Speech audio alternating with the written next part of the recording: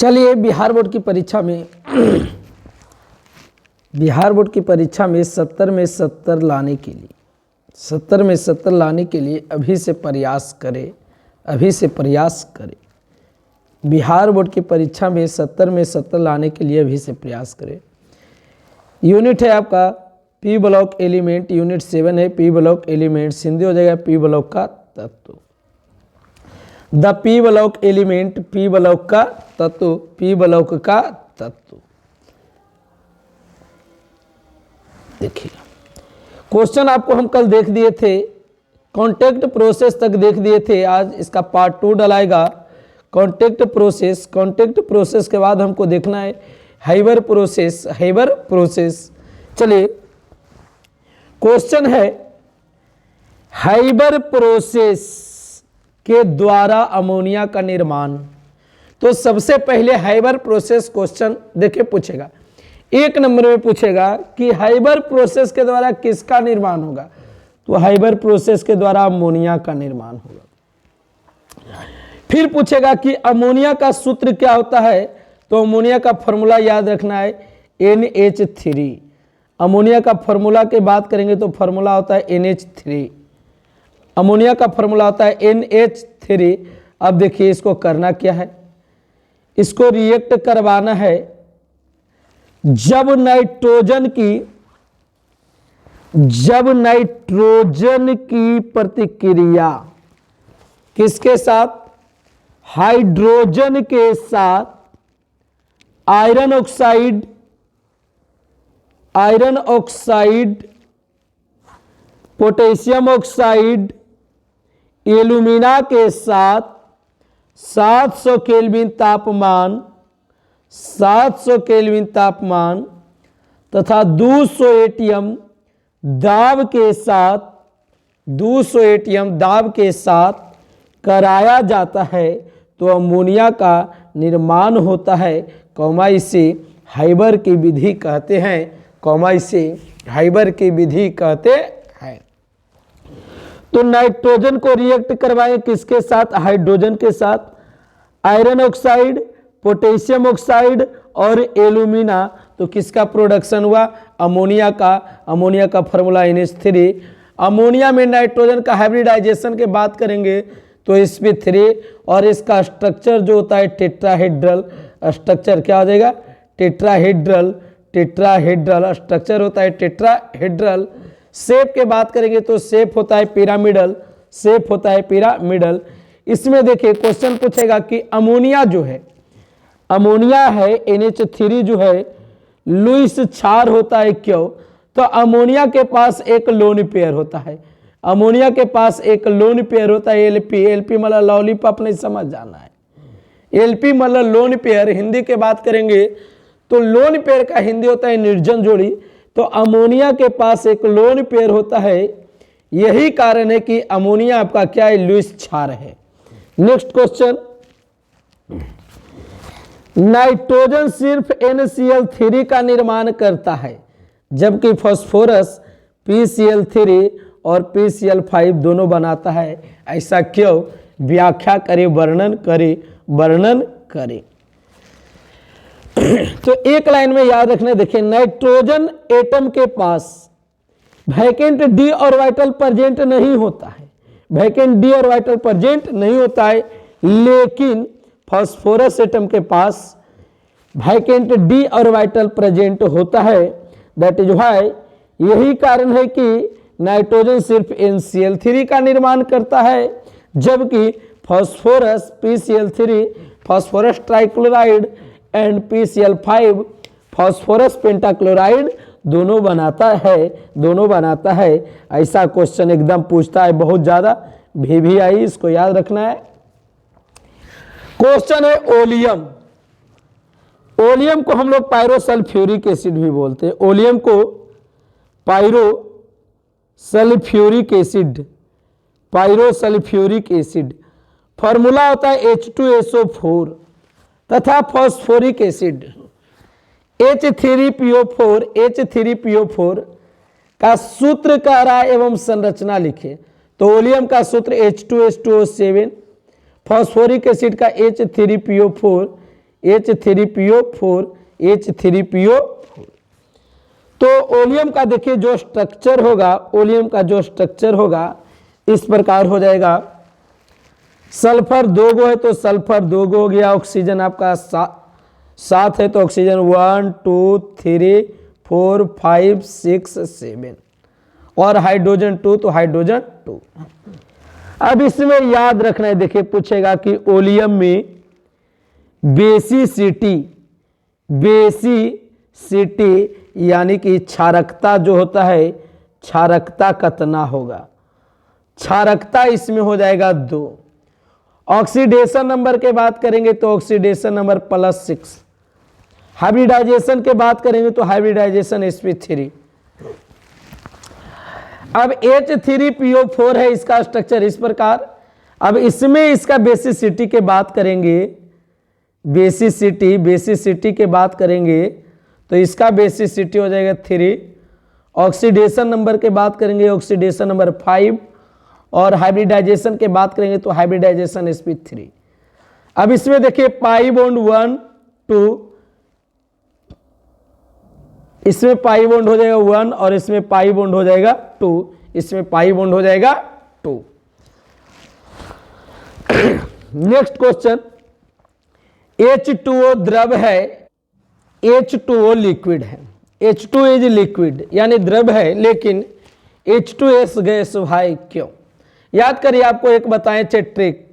Hello कौन phone है, SIM है, fluorine oxygen nitrogen, fluorine oxygen nitrogen के साथ यदि जो हाइड्रोजन अटैच रहेगा तब H बॉन्ड बनाएगा, H बॉन्ड बनाएगा और जो H बॉन्ड बनाएगा वो लिक्विड होगा और जो H बॉन्ड नहीं बनाएगा वो गैस। देखिए तो H2 अणु अंतः आणविक हाइड्रोजन बंधन का निर्माण करता है, क्योंकि ऑक्सीजन परमाणु का इलेक्ट्रोनेगेटिविटी ज़्यादा और साइज छोटा होता है, लेकिन H2S हाइड्रोजन बंधन का निर्माण नहीं करता है।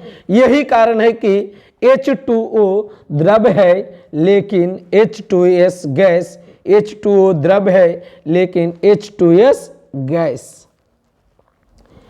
क्योंकि सल्फर परमाणु का विद्युत ऋणात्मकता कम और आकार छोटा होता है। यही कारण है H2O द्रव है लेकिन H2S गैस। नेक्स्ट, नाइट्रोजन कमरे के तापमान पर कम क्रियाशील होते हैं क्यों? देखिए ये जो नाइट्रोजन है वो N2, ये नाइट्रोजन के बीच में ये ट्रिपल बॉन्ड होता है और ट्रिपल बॉन्ड होता है, ये हो गया पाई सिग्मा पाई। अब नाइट्रोजन के बीच देखिए नाइट्रोजन त्रिबंधन उपस्थित हो जाए, यहाँ पर त्रि लिखना था, त्रिबंधन यानी त्रिबंधन उपस्थित होता है, ट्रिपल बॉन्ड। इसकी बंधन ऊर्जा अधिक होता है, इसकी बंधन ऊर्जा अधिक होता है, इसी कारण N2 कमरे के तापमान पर कम क्रियाशील होते हैं, N2 कमरे के तापमान पर कम क्रियाशील होते हैं। NH3 का क्वथनांक pH3 से अधिक होता है, NH3 का क्वथनांक pH3 से कम होता है क्यों? तो अमोनिया के अणु हाइड्रोजन बंधन का निर्माण करता है, लेकिन फॉस्फीन देखिए गलत लिखा हुआ है यहाँ पर, सुधार,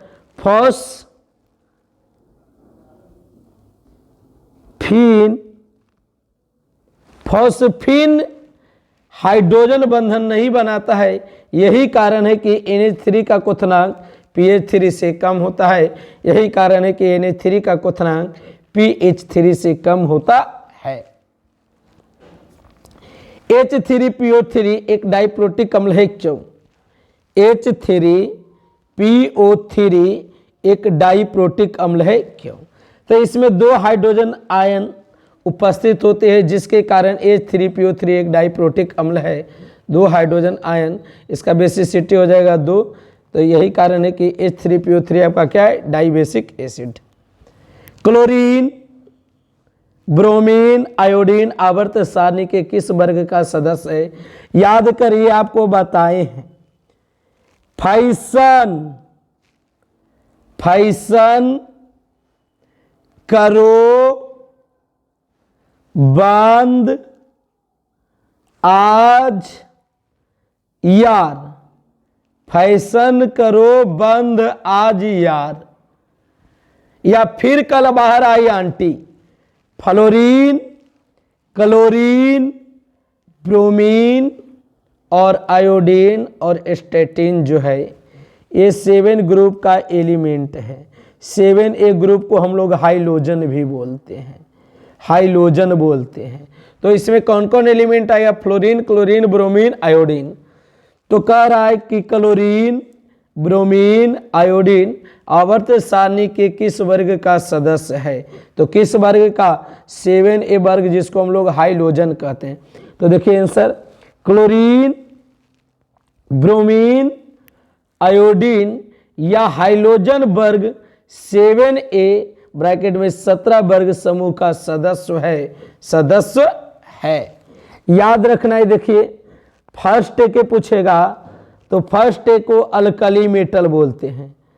अल्कली मेटल हिंदी लिखे रहेगा तो लिख सकते अल्कली धातु।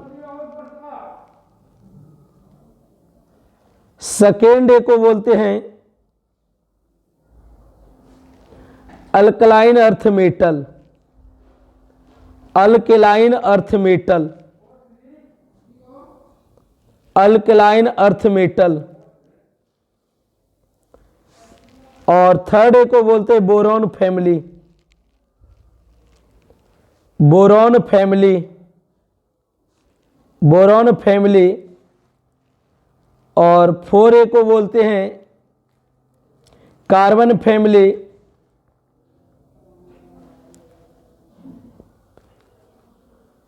फोर ए को बोलते हैं carbon family, carbon family, family. और 5A को बोलते हैं नाइट्रोजन फैमिली, नाइट्रोजन फैमिली, या इसी को हम लोग बोलते हैं पिनाकोजेन, पिनाकोजेन। और 6A को बोलते हैं ऑक्सीजन फैमिली, ऑक्सीजन फैमिली, या इसी को बोलते हैं चैल्कोजेन। और ये 7A को बोलेंगे हाइलोजन, हाइलोजन।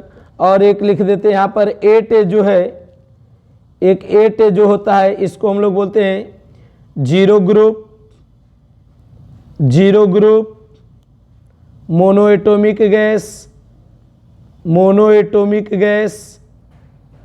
और इसी को हम लोग बोलेंगे इनर्ट गैस, इनर्ट गैस। और इसी को हम लोग बोलते हैं नोबेल गैस। ये इतना आपका हो गया alternate name of group, alternate name of group. Next, अम्लीय वर्षा से आप क्या समझते हैं? Acid rain. तो अम्लों का वर्षा के रूप में गिरना अम्लीय वर्षा कहलाता है। जब अम्लीय वर्षा जमीन पर गिरती है तो जमीन में उपस्थित बेस का न्यूट्रलाइजेशन हो जाता है, न्यूट्रलाइजेशन हो जाता है। और इसके फलस्वरूप मिट्टी, और इसके फलस्वरूप मिट्टी अम्लीय हो जाता है, मिट्टी अम्लीय हो जाता है।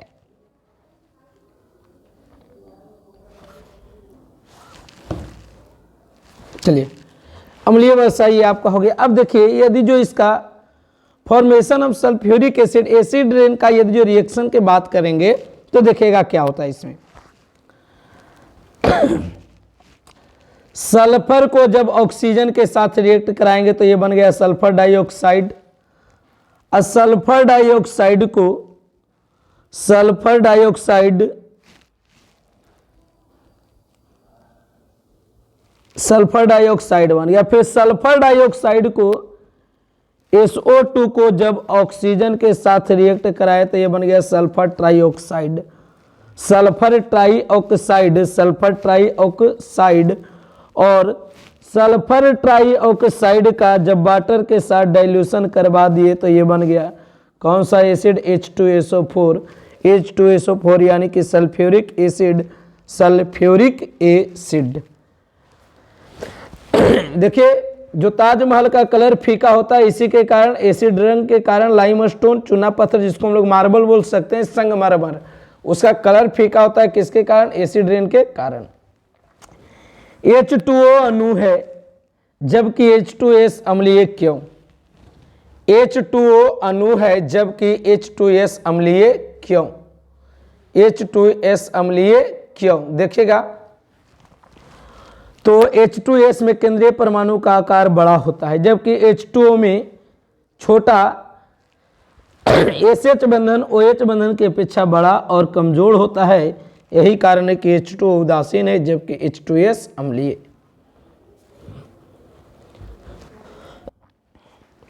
HF या HCl में प्रबल अम्ल कौन है और क्यों? देखिएगा, HF की अपेक्षा HCl की वियोजन एंथैल्पी बहुत कम होती है तथा क्लोरीन का आकार फ्लोरीन से बड़ा होता है। इस कारण आकार बड़ा होने के कारण HCl प्रबल अम्ल है। HCl प्रबल अम्ल है और HF आपका हो जाएगा दुर्बल अम्ल। एक क्वेश्चन पूछेगा कि निम्नलिखित में से कौन प्रबल अम्ल है? निम्नलिखित में से कौन प्रबल अम्ल है? निम्नलिखित में से कौन प्रबल अम्ल है? तो देखिए, आपको दे देगा HF, दे देगा HCl, दे देगा HBr और दे देगा D में HI। तब प्रबल पूछेगा तब माना HI और दुर्बल पूछेगा तब माना HF। अक्रिय गैस की संयोजकता, इनर्ट गैस का जो वैलेंसी होता है 0 होता है। क्यों? तो अक्रिय गैस के आउटर इलेक्ट्रॉनिक कॉन्फ़िगरेशन जो होता है, इलेक्ट्रॉनिक विन्यास पूर्ण होता है, कंप्लीट होता है और वो स्टेबल होता है। इनर्ट गैस का आउटर इलेक्ट्रॉनिक कॉन्फ़िगरेशन कंप्लीट होता है और स्टेबल होता है। इस कारण आउटर ऑर्बिट बाह्यतम कक्ष अतिरिक्त इलेक्ट्रॉन ग्रहण नहीं करता है, इन्हें लॉस कर सकता है, ना गेन कर सकता है। ना ग्रहण करते हैं और ना ही इलेक्ट्रॉन दान कर सकते हैं, यानी कि त्याग कर सकते हैं। यही कारण है कि अक्रिय गैस की संयोजकता शून्य होती है। अक्रिय गैस आता है helium, neon, argon, krypton, xenon और रेडॉन, हीना, नीना और करीना, एक्सरे रंगीन। 8A को हम लोग बोलते हैं 8A और इसी को हम लोग बोलते हैं कौन सा ग्रुप? 0 ग्रुप। कौन ग्रुप? 0 ग्रुप। इसी को बोलते हैं इनर्ट गैस, इसी को बोलते हैं मोनोएटॉमिक गैस, इसी को बोलते हैं नोबेल गैस। PCl5 ज्ञात है लेकिन NCl5 नहीं, क्यों? पहले भी क्वेश्चन आ चुका है। फास्फोरस के पास वैकेंट डी ऑर्बिटल उपस्थित होता है लेकिन नाइट्रोजन के पास वैकेंट डी ऑर्बिटल उपस्थित नहीं होता है। यही कारण है कि PCl5 ज्ञात है लेकिन NCl5 नहीं।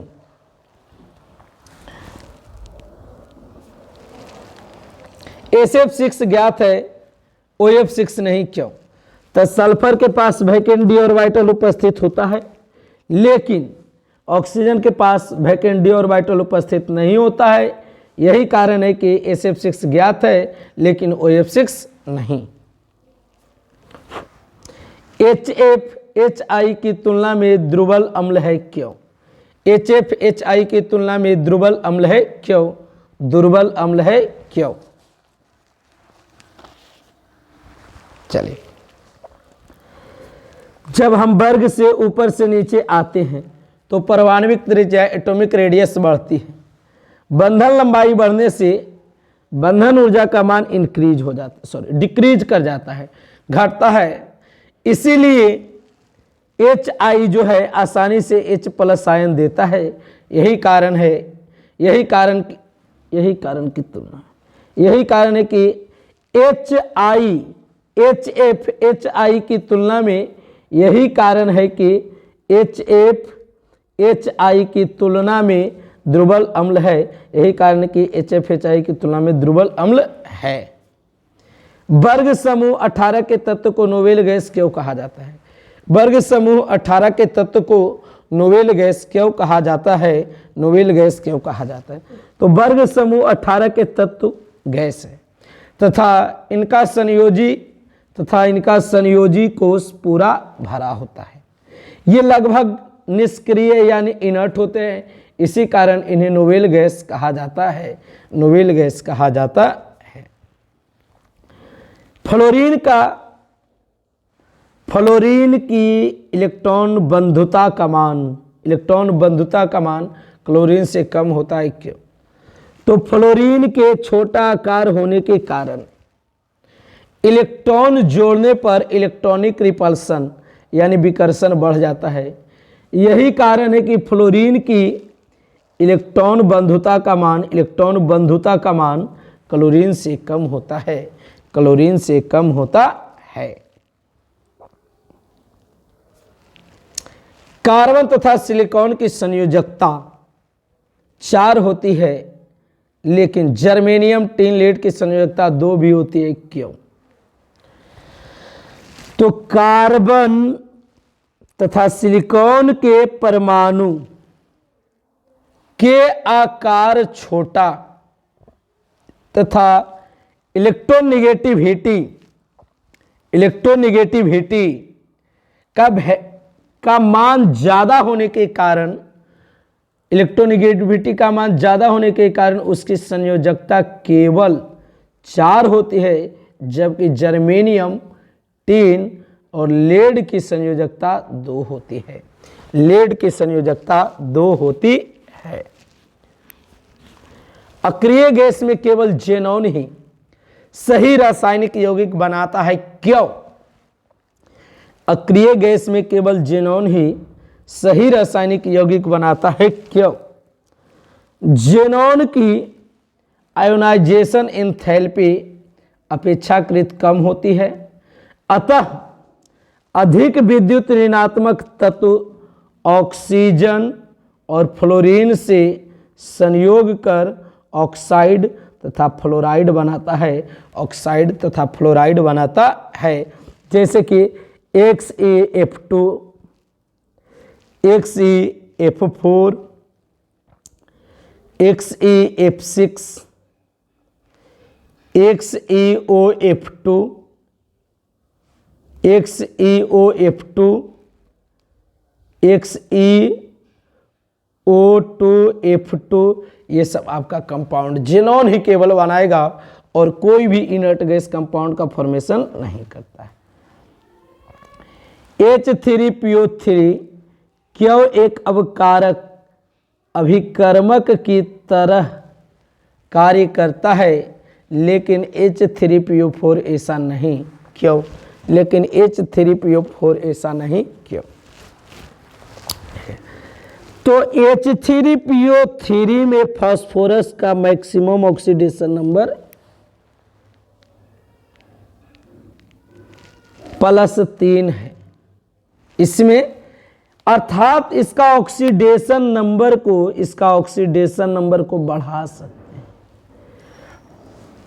हैं। H3PO4 में फास्फोरस का ऑक्सीकरण संख्या +3 होता है, अर्थात इसकी ऑक्सीकरण संख्या बढ़ सकती है, ऑक्सीडेशन नंबर बढ़ सकती है, और यह अवकारक अभिकर्मक की तरह कार्य करता है। जबकि H3PO4 फास्फोरिक एसिड में फास्फोरस का ऑक्सीकरण संख्या +5 होता है,